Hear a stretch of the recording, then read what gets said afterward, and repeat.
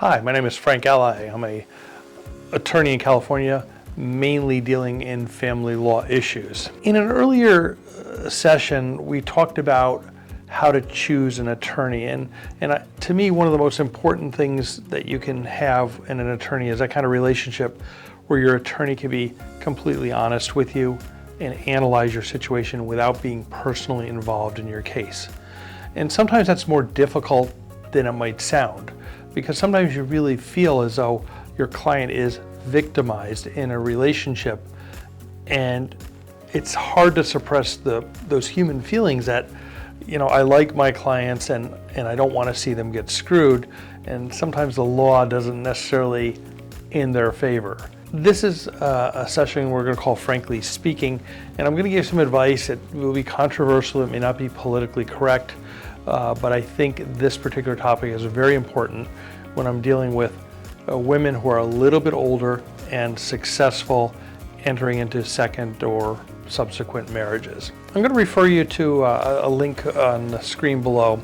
This is an article that was done in the New York Times. It's a little bit old. It's October 14th, 2009, but I think it's a very good article. It's called Rethinking the Older Woman, Younger Man Relationship.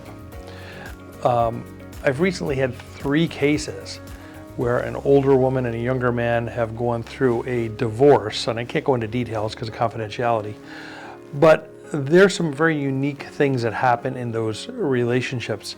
So by looking at them before you get married, this may help you structure your relationship going forward to make sure that in the unfortunate event that the marriage doesn't last, that you don't feel like you're getting screwed. So over the last 40 or 50 years, the idea of marriage has changed in our society. I'm not saying that's a bad thing, I'm not saying it's a good thing, it's just changed and it is what it is. The article with the New York Times indicates that the loosening relationship conventions isn't necessarily limited to just age, but also includes things like race, religion, and economic status. But these trends seem to be particularly evident in female baby boomers. And the reason is because sociologists have said that we have what's called a marriage squeeze, and that is there are really not enough men to satisfy the demands of older women who are looking for that lifetime companionship. I have to tell you, I believe in love. I want you to succeed in your marriage. You can succeed in an age differentiated marriage, but you need to be careful because there's going to be some red flags here.